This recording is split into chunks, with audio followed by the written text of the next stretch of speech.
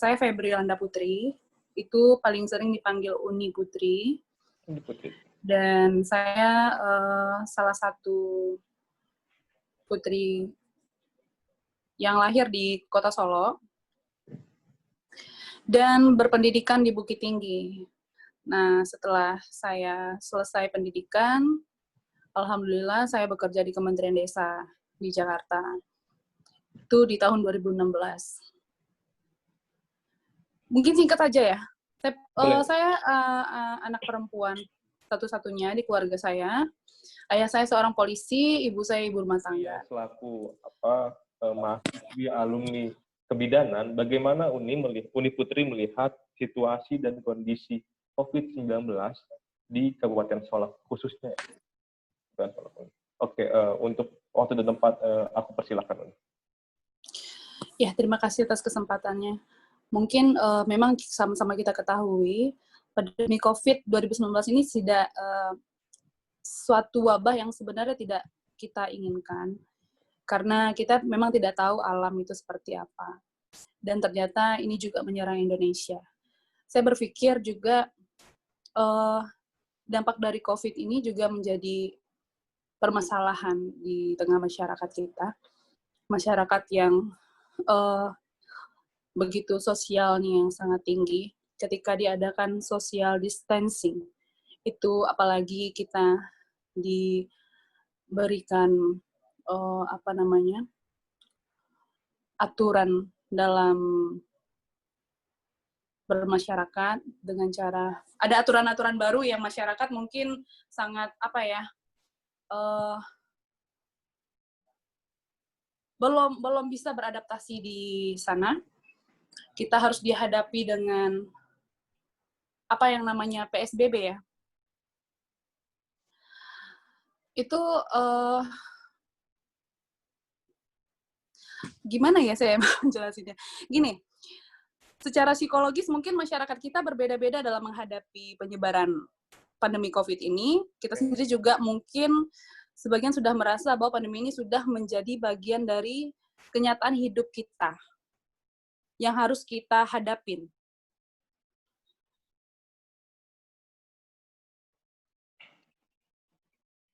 Dan dampak dari COVID-19 ini, yang paling utama itu adalah ekonomi. Karena yang tadinya orang bisa bekerja, ini diberi batasan-batasan untuk dalam kesosialan keseharian masyarakat. Nah, inilah yang menjadi permasalahan mungkin di dalam masyarakat. Saya melihatnya di sini juga udah hampir 4 bulan kita merasakan pandemi ini, yang mana mungkin berbeda-beda ya tanggapannya itu terhadap masyarakat satu dan masyarakat lainnya. Bisa jadi untuk kalangan yang menengah atas itu mereka masih bisa mampu bertahan, tapi belum tentu untuk masyarakat kita yang menengah ke bawah. Itu pun terjadi dengan diri saya sendiri juga. Kalau saya tidak menyimpan, anggaplah saya berinvestasi di emas, saya pun juga merasakan menjual itu untuk bertahan selama 4 bulan ini, Mas.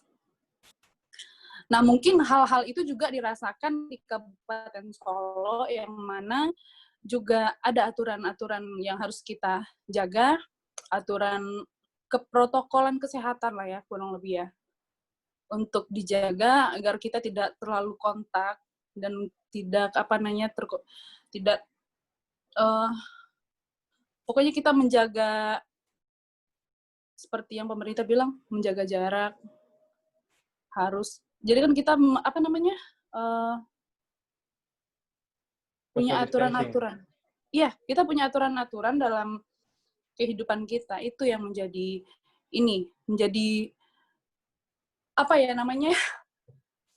hal yang tidak biasa masyarakat lakukan.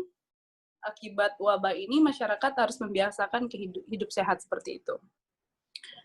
Tentu kita menghadapi ini dengan cara yang berbeda-beda. Ada yang tertib, ada juga yang enggak. ketika kita diperintahkan untuk menggunakan masker, ada juga yang tidak. Bahkan kalau di Jakarta itu tidak menggunakan masker, kita ya kena denda. Anies Baswedan itu ngasih denda ya, Betul, betul. sesuai dengan peraturannya. Oke, kemudian kalau kita lihat di Solok, psikologi masyarakatnya gimana, Kak? Apakah tertib atau nggak tertib, atau dianggapnya biasa aja ini COVID ini, Kak?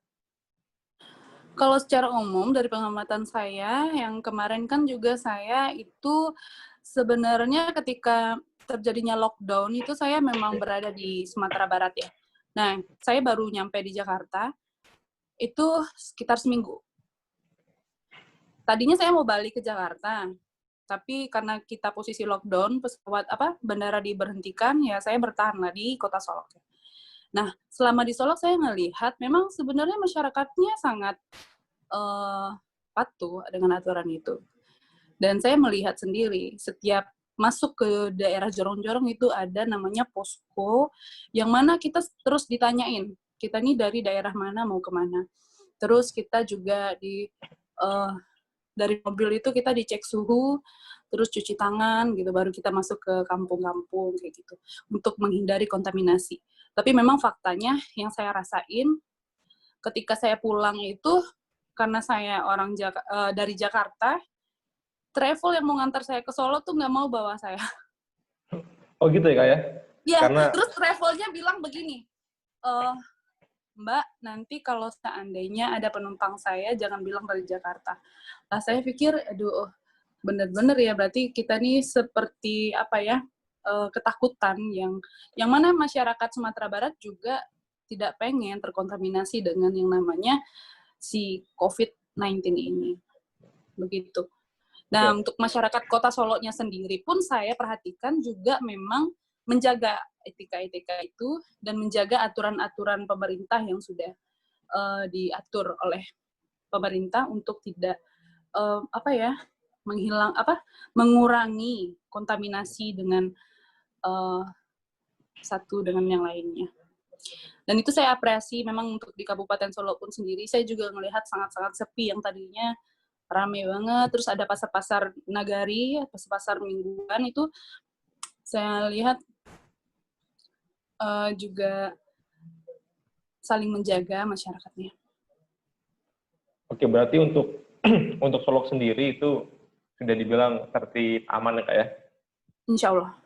Oke, seperti itu. Oke, kemudian karena karena Kabupaten Solok ini merupakan kota yang sangat menjaga adat, kemudian yang kita nilai bahwa Kabupaten Solok ini masih menjaga nilai-nilai adat dan ketokohan juga. Nah, Kakak bagaimana melihat tokoh dalam berpartisipasi untuk mencegah adanya COVID-19 ini, Kak? Kalau untuk itu saya sih apresiasi ya. Untuk di daerah Kabupaten Solo itu ada masyarakatnya yang membuat, ini setelah pasca COVID ini di era new normal, itu masyarakatnya, saya sempat berhenti, turun, dan membeli itu hasil masyarakat itu adalah kerupuk ubi ya. Terus saya bertanya ke masyarakatnya, ini bantuan dari pemerintah atau antusias masyarakat sendiri, saya bilang begitu. Tapi saya di situ yakin ada tokoh-tokoh yang mungkin kita sama tahu ya, Kabupaten Solo itu sangat banyak tokoh-tokoh yang hebat, pinter, untuk mengantisipasi segala sesuatunya. Baik itu bencana atau apapun lah ya, itu saya sangat tahu. Karena Kabupaten Solo ini kan 14 kecamatan, sangat-sangat luas. Jadi saya ketika ngebeli itu kerupuk ubi, saya kaget ya ketika saya mau pergi ke daerah Singkara namanya. Itu saya jalan dari Solo ke daerah sana. Saya ngelihat ada sepanjang perjalanan itu ada kerupuk ubi yang dijemur. Saya mengira ini adalah bantuan pemerintah yang dibina untuk masyarakatnya supaya bisa di era new normal itu mendatangkan income lah ya untuk masyarakatnya. Tapi ternyata tidak. Saya tanya, ini antusias kami sendiri aja Kak gitu. Tapi di sisi yang tempat yang lain saya bertanya, memang ada tokoh yang ngajarin untuk supaya masyarakat ini bisa bertahan hidup itu ada upaya-upaya yang harus dilakukan oleh masyarakat itu sendiri. Nah, ini adalah ide kreatif yang benar-benar saya apresiasi. Kerupuk ubi yang dikupas, tahu nggak Mas? Bukan dikupas sih, apa yang namanya diiris, tipis, terus dijemur jadi kerupuk. Nah, itulah yang jadi penghasilan salah satu kecamatan di Kabupaten Solo sekarang itu yang saya apresiasi. Tapi kalau untuk keterlibatan tokoh, itu pasti tentunya ada. Seperti juga yang saya lihat di daerah mana ya?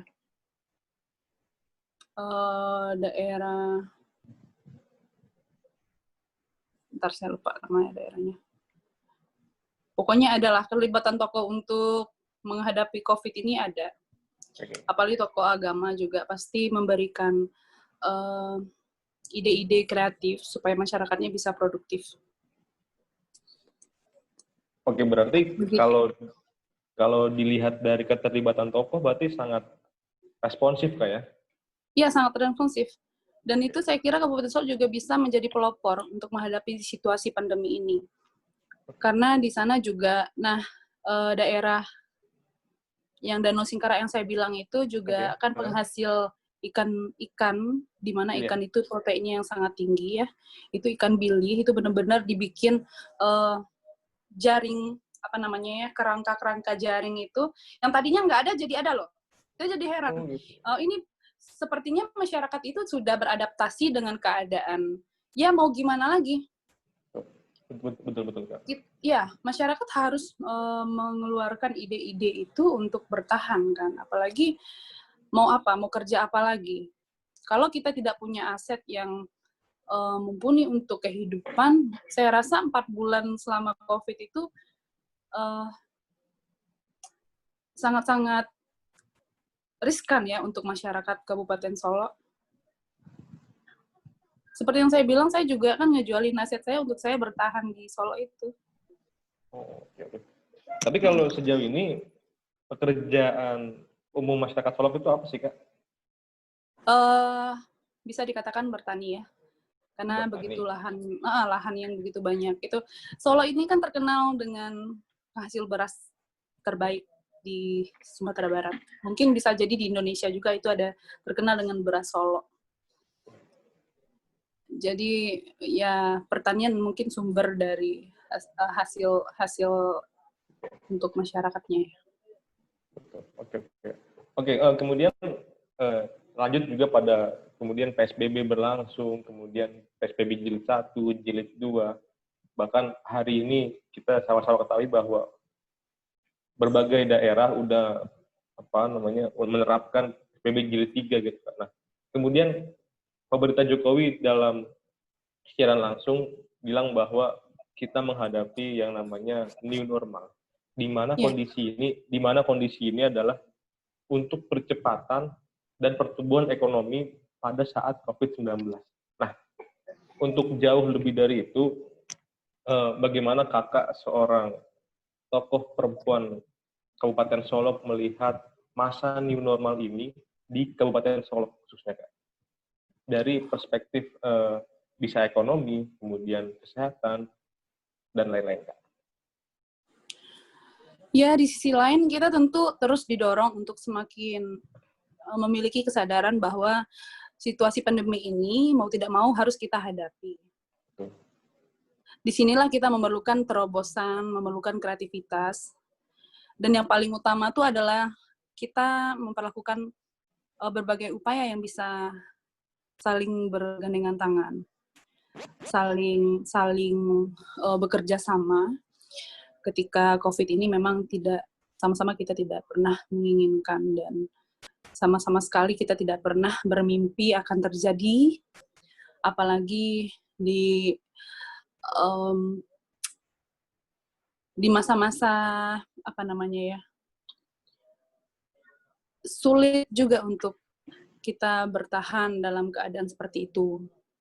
Namun di sisi lain kita juga dihadapkan bahwa sampai saat ini memutuskan rantai penyebaran masih menjadi cara yang efektif. walaupun itu new normal, masih tetap kita memakai aturan-aturan protokoler kesehatan yang berlaku. Disinilah sekali lagi yang harus kita lakukan, membangun kesadaran masyarakat bahwa situasi masa new normal ini bukan situasi seperti pada masa kita normal dulu, tapi masa di mana kita harus memulai kehidupan normal yang baru dengan aturan-aturan kesehatan, protokoler kesehatan yang berlaku. Begitu. Kalau menurut saya sih, prosedur dan protokol kesehatan itu harus dilakukan, Mas. Walaupun kita di era new normal ini ya, harus ada aturan-aturan itu tetap. Terlebih kalau itu, gimana kan hari ini juga kita lihat bahwa memasuki pilkada kayak tentunya kayak. Ya betul.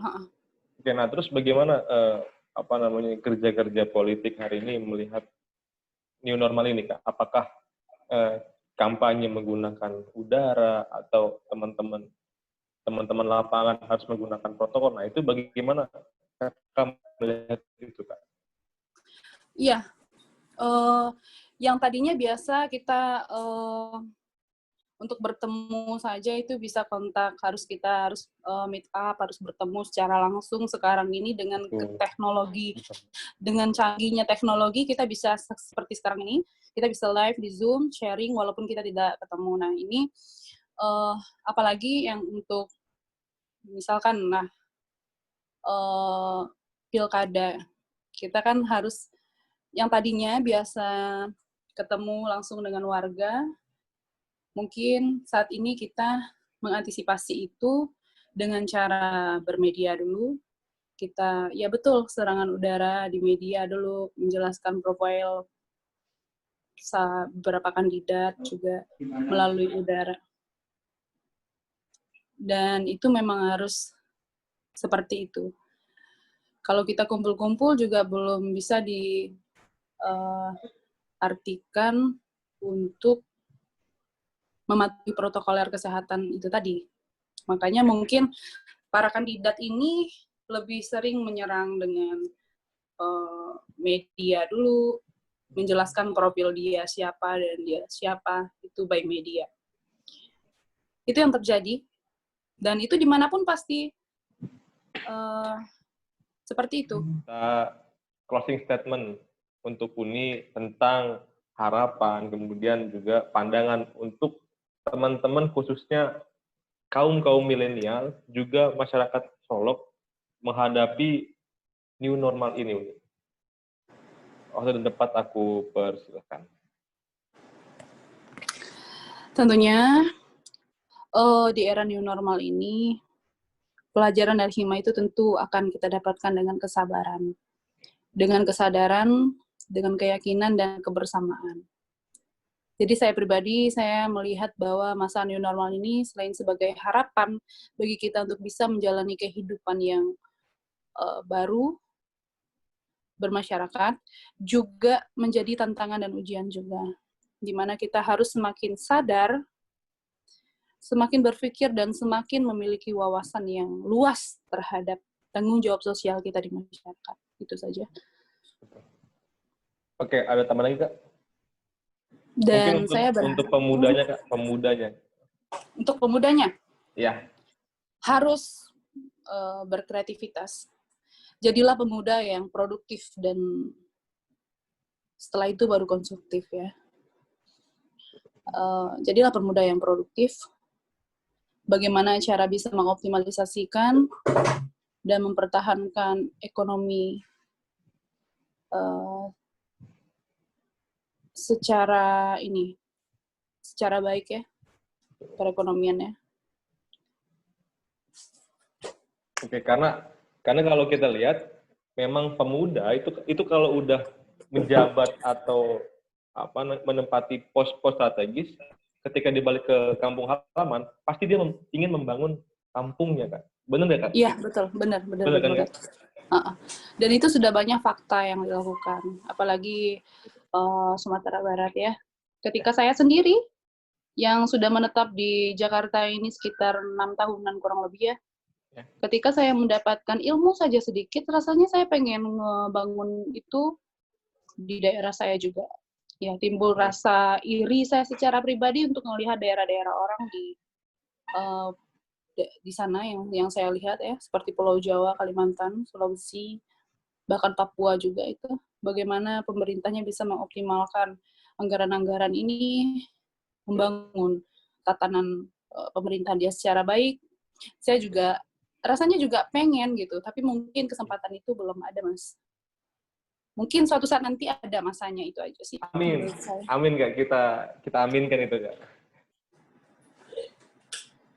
Oke, baik untuk Putri, terima kasih banyak atas kesempatannya.